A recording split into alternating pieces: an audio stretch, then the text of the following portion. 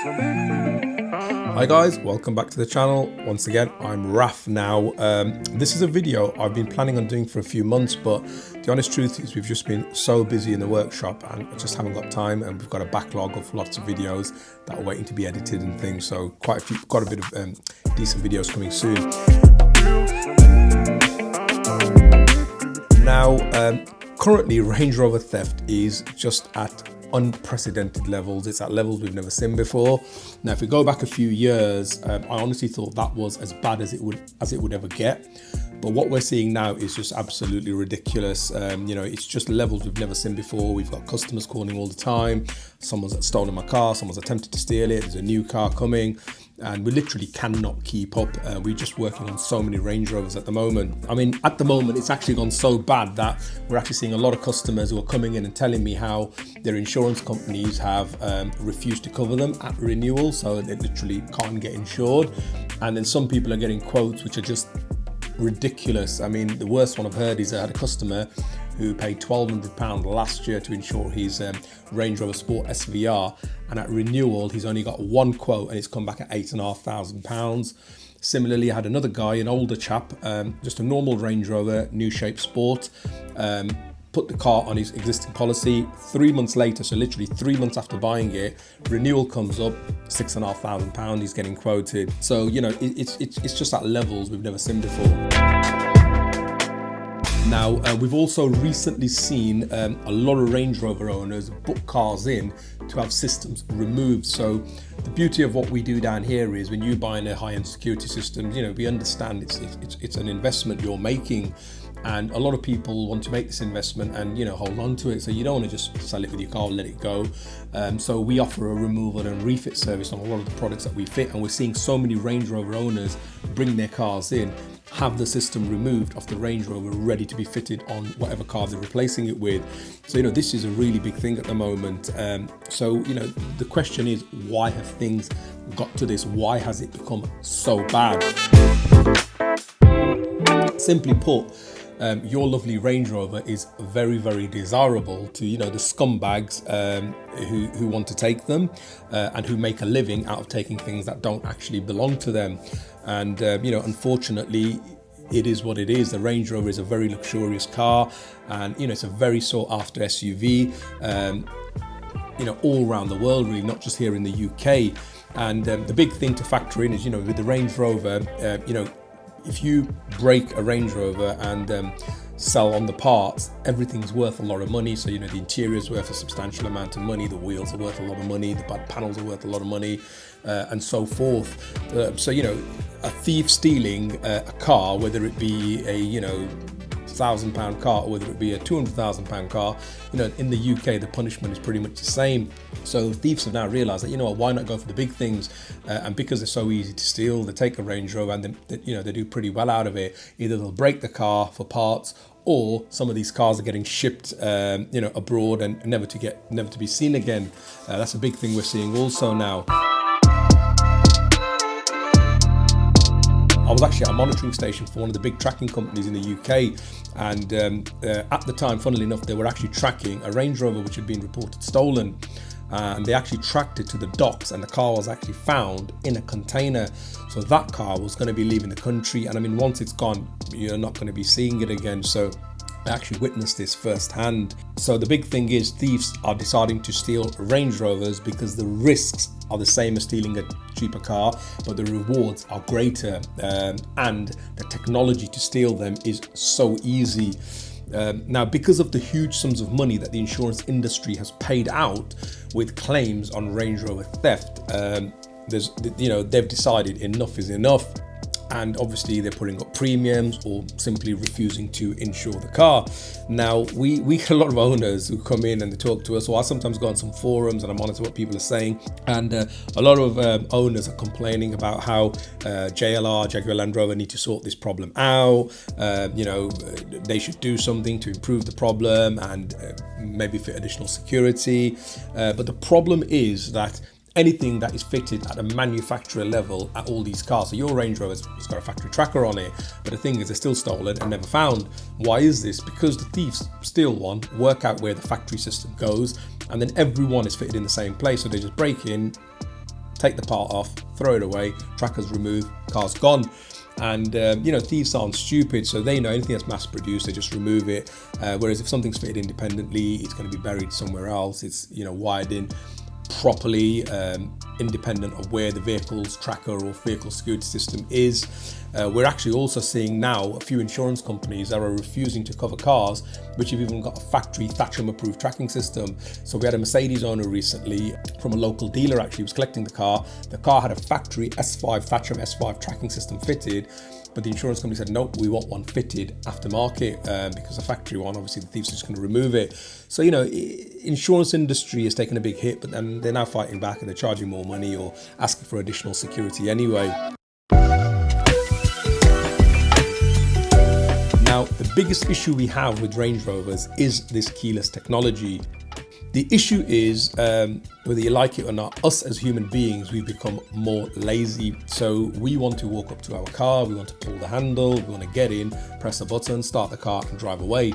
If you think back a few years, we'd have to come up to our car, we'd press a remote control, unlock the car, get in, have a mechanical key, start the car and drive off. And I mean, before that, you didn't even have a remote, you'd have to physically turn a key in the barrel to open the car and get in. So if we went back to the time of a metal key, I think crime would just fall. It would just, you know, drop down dramatically, because imitating a key is not as easy as it is to just imitate your key being in range of the car. So I think the next thing I want to talk about is how the thief actually steals the car, the Range Rover. Now, with your Range Rover, the idea is when your key comes within range of the car wakes up, shakes hands with the key, says, yep, my key's back, and allows the car to be opened and allows the car to be started when it sees that key inside the actual cabin of the vehicle. And if a thief can imitate this signal by replicating your key being near the car, then it's bingo for him and the car's gone. So with your Range Rover, it's designed so that when that key comes within range, everything wakes up, shake hands, and you know, the car starts. Now, the most popular method of theft, which we've seen for a few years now, is actually relay theft. And this is where the thief uses a powerful relay device. It's a two-part system generally, where they amplify your key, which is inside your house. So one of the thieves, you've probably seen videos of this, will wave this machine around outside your house, and it's waking up your key, which is inside your house. And as long as it's within range, the key wakes up, they pick the signal up. Their machine then transmits that signal to a second device, which is near the car, and the car basically thinks the key is within range, even though it's, you know, 50 feet away or whatever inside the house. The car thinks the key is in range, the thief unlocks the car, gets in, starts the car, drives off. This is relay theft. This is really, really popular. Another method of theft is where the thief use key programming tools. So what they do is they program a new key into the car, start the car and drive off. So they turn up with no key, program a new key in and take your car, and your car basically thinks this new key is designed to start it up. Now, the issue we've got here is when you buy a car and if you need a spare key, you can go to a dealer and ask for a spare key and they can program you a new key in. Now, anything which can be done at a dealer, as long as the thief can crack that system and imitate that system or have a tool, you know, these tools are widely available on the internet to program a key in, he can also do the same. And now this is what we call key programming. So they program a key, take your car. Another very popular method is actually key theft, and we're seeing more and more of this, where the thief actually gets hold of your key, whether that be by breaking into your house and stealing the key, or, you know, taking it off you forcefully or whatever. So key theft is also on the rise. So another new method we're seeing is what we call canvas attacking. And you've probably seen videos or images online showing Range Rovers where on the back boot lid, someone sort of prized open or cut a hole out of the boot panel, folded it over, and you can see some cables exposed. Now, originally, thieves would have to gain access into your car, go to your OBD port, plug a machine in, and do everything via the OBD port. And when a thief uses the OBD port, basically at the OBD port, which is the port which the dealer plugs into, there's canvas wires. But what a lot of people don't understand is these canvas wires are actually running all around your car. You know, the Range Rover or modern cars, the electronic system is quite sophisticated, and these canvas wires are running all around the car. So the thieves have worked out that these actual cables that they need are also in the boot lid at this exact place. So they'll measure in exactly where they know the wiring loom is, cut a hole, get access to these wires. They can tap onto the canvas wires and actually do what they could do inside the car, but from outside. So it's actually easier for them some machines via this CAN bus system, because the car's all electronic and it's really clever, they can actually just talk to the car from outside and imitate a dealer tool and ask the car to actually start. So from outside, they go onto your CAN bus and tell the car to start. The car then starts up, they jump in and drive off with the car. And now, another quick note is we get a lot of customers who'll bring their cars in for work, or will call us and say, oh, I've moved my OBD port, or I've got a lock, because you can get these locks that cover your OBD port. And people are like, oh, I've done that. There's no way they can do anything. And I just want to say, moving your OBD port or using a lock on it nowadays is pretty pointless, because like I said earlier on, the CAN bus wires are not just at the OBD port, they're all around the car. And as long as a thief can access this, I remember a few years ago, I can't remember what model of car it was, but the thieves were actually just breaking your mirror off, so smashing your external mirror off, accessing the CAN bus wires there, and using the CAN bus wires there. So locking your OBD port and moving it nowadays, I think is pretty pointless. I don't really think it's recommended anymore anyway. Now, the $1 million question is, how can Range Rover owners prevent their cars from being stolen, and hopefully bring thefts down enough so that the premiums can go back down? I mean, I don't know if they'll ever go back down to what we're used to, but obviously if there's less thefts out there, the insurance companies should really bring the premiums down for you guys. So going forward, I want to just give some points and bits of advice in what I think you need to be doing just to make sure your car is safe and it's there when you get back to it. Number one, and probably the most obvious, is always make sure you lock your car and you actually physically hear the car lock. If your car's indicators flash, make sure you see them flash, just to 100% that your car is locked. Now, some thieves, what they're doing is they've got this device where it jams the signal from your remote control. So we had a chap recently, where he went to a restaurant with his wife, got out, locked the car, and the car didn't lock. So he pressed it a couple of times, he realized the car didn't lock, and he just assumed the battery in his key fob was running low. So went into the restaurant to drop his wife off, got them in, got a table, came back outside to see if he could lock the car. And when he came back outside, the car was actually gone. And the police told him that when you couldn't lock the car, somebody was obviously jamming the signal, preventing you from locking the car, so that when they eventually do come up to the car to try and steal it, they don't have to make any noise, they don't have to break in, they don't have to break a window. So number one, most obvious, is make sure your car locks when you park it up. Check it, double check it, make sure you hear it, make sure you see the indicators flash. Number two, again, another obvious one, make sure you park in a well-lit area and park near other cars. Obviously, this is quite obvious, but sometimes people don't understand. Some people want to park in a far corner, but if you're parked up where there's a lot of other owners or a lot of other cars, then chances are, hopefully, if somebody tries to steal your car, somebody will walk past, disturb them, and they'll move on. Number three, guys, is get yourself a Faraday pouch or a key signal blocking box. We'll overlay a picture of sort of Faraday bag. I'm sure you all know what one it is. And the idea with that is, if your key's inside your house and it's in this Faraday bag, then hopefully if somebody comes to scan your key and wake it up, they won't be able to wake it up because the Faraday pouch is blocking the signal, and hopefully they can't send that signal across. Now, a quick note, guys, these Faraday bags, they are prone to failure. A lot of people come in and they give us their keys and they've got this Faraday bag which is in a right old state, and I test it and they don't work. So some people think you buy one, and it's going to last you forever. It's not. The idea is, as you're opening and closing it and opening and closing it, there is wear that's taking place, and eventually it will give way and your signal will sneak out. So what I always say to people is, every month, every couple of months, just come out to your car, key in your Faraday bag, and just see you can't start your car. So with the key in the pouch, the car shouldn't start. The day it starts, it means to replace your Faraday bag. So these things don't last forever. I would say, 2-3 months, just check it. And once it fails, buy yourself a new one. They're not expensive anyway. Number 4 on my list is, you've got to invest in an immobilizer as a minimum. This is a minimum. A decent immobilizer is, a fraction of the cost of your car, and probably less than what you'd probably spend on a Range Rover in 3-4 weeks worth of fuel. So not very expensive at all. I mean, in fact, we do an immobilizer for a Range Rover which starts at like £350 fully fitted. Currently it's 2023, so it's not much money to invest at all. An immobilizer, what that does is it puts a barrier between your key and your car. So currently you have your key, you have your car, two come together, car starts. With the immobilizer, we actually put a barrier in the middle. So even if the key is present and the car is present, the car still will not start until this immobilizer in the middle has been disarmed. There's many different types of immobilizers out there. I'm not going to talk about them. It's not a comparison video, but if you want any information, give us a shout. The sales guys are really good. They'll help you out, or drop us a comment and we'll try and help you. Number 5 on the list is fit a FATCHM approved tracking system.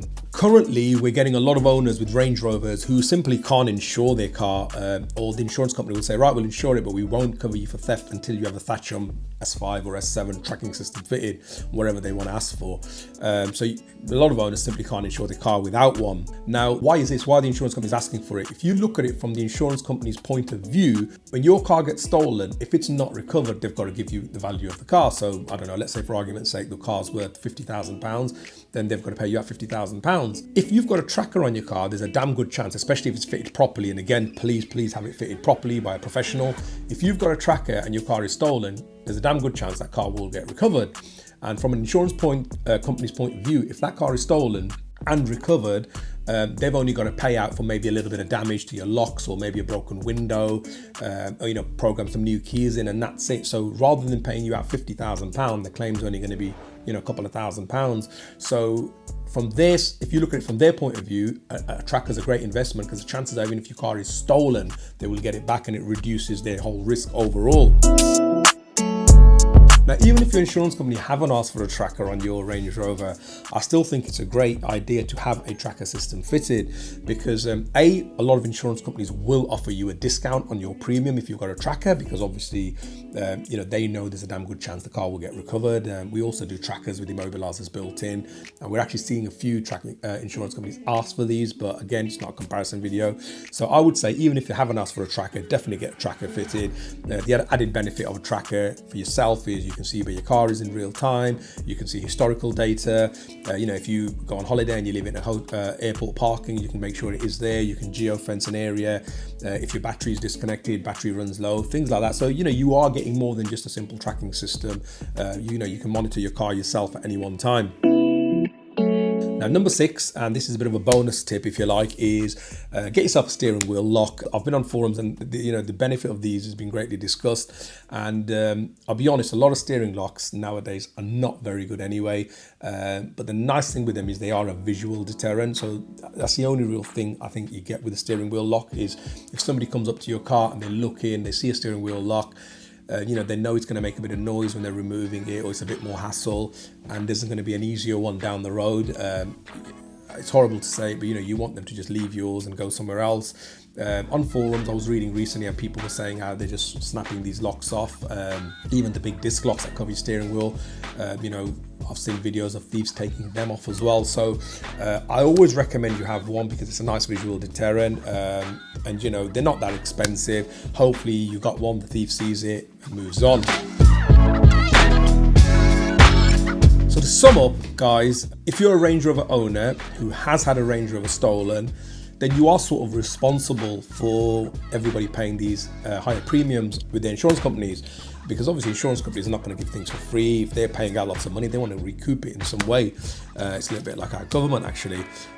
So I would always say, if you don't have any form of additional security, then please get something, because if you're relying solely on your factory security system and you're thinking your car, Range Rover's immobilizer or alarm is going to protect your car, then think again, because trust me, a Range Rover, 30 seconds to a minute, it's stolen, it's gone. Factory systems bypass. It's very easy to bypass. So definitely invest in some form of security.